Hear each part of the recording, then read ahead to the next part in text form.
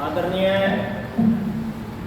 आज के इस कन्वेंशन के अध्यक्ष राज्य प्रधान साथी सालवान जी, जनरल सेक्रेटरी साथी जिंदल जी, केंद्रीय कमेटी, हमारे बीच में विशेष रूप से पहुंचे सर्व कर्मचारी संघ हरियाणा के जनरल सेक्रेटरी साथी नरेश जी और हमारे सम्मानित साथी पूर्व प्रधान मास्टर शेर सिंह जी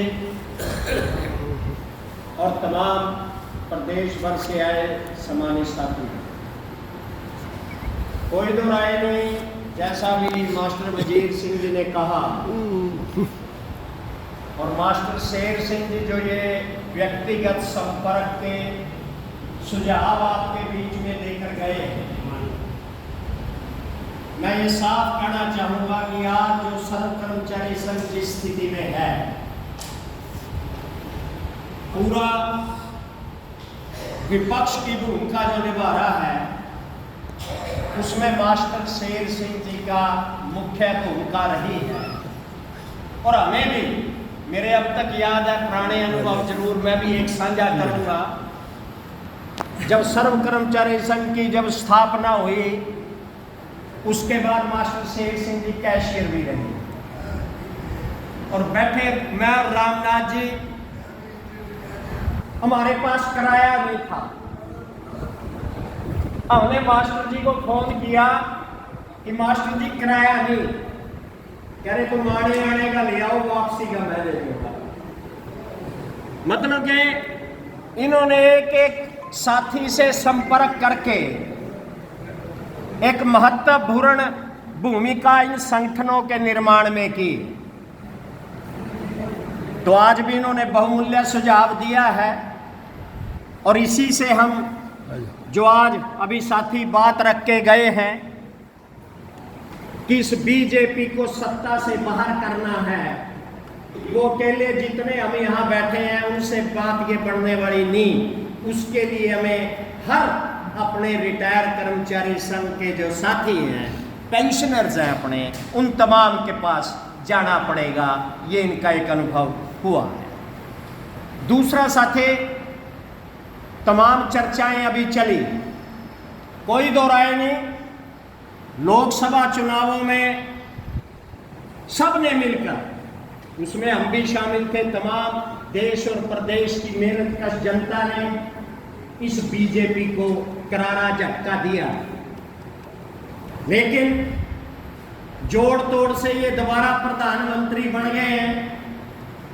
लेकिन आजादी के बाद ये पहला प्रधानमंत्री ऐसे हैं जो सबसे कम वोटों से जीते हुए प्रधानमंत्री हैं। आजादी के बाद पहला 1.5 लाख के लगभग वोटों से मतलब कि इनकी जीत हुई है।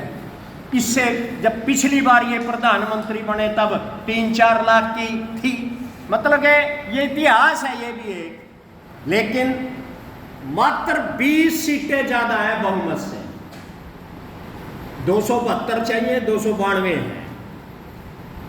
लेकिन शब्द लेते ही तमाम जो उनका एजेंडा है, कारपोरेट्स और सांप्रदायिक ताकतों का जो गठजोड़ जिसको हम कहते हैं, उसका एजेंडा तेजी से लागू सरकार ने करना शुरू कर दिया है।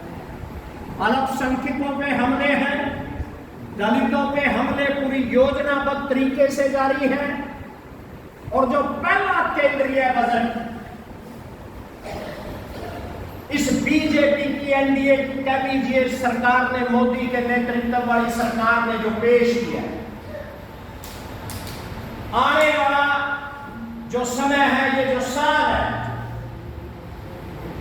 हमें नहीं लगता कि वो मेहनतकश जनता, चाहे उसमें रिटायर्ड कर्मचारी है, पेंशनर्स हैं, कर्मचारी है, कच्चा है, पक्का है, छात्र है, नौजवान है, किसान है, मजदूर है, छोटा दुकानदार है, कि किसी के हित की बात होगी। इस बजट में जो भी साथी बोल के गए, महंगाई पे तो बिल्कुल सीधा वित्त मंत्री ने ये कह दिया कि महंगाई नहीं, हम कितना ही उससे भुगतभोगी रहे, लेकिन साफ इनकारी। युवाओं के रोजगार पे रोजगार देने की बात उस केंद्रीय बजट में नहीं है। अप्रेंटिस के रूप में उनको कॉरपोरेट्स कंपनियों के लिए सस्ते मजदूर उपलब्ध कराने की बात की गई। और यही नहीं, अगर हम पिछले अपनी नीतियों की आप चर्चा का ध्यान करें, हम समय समय पर आपसे भी अपील की थी, वो तमाम आंकड़े दिए थे कि पिछले साल जिन परिस्थितियों में ये जनता के अंदर, बीजेपी के अंदर के प्रति जो गुस्सा पैदा हुआ, उसके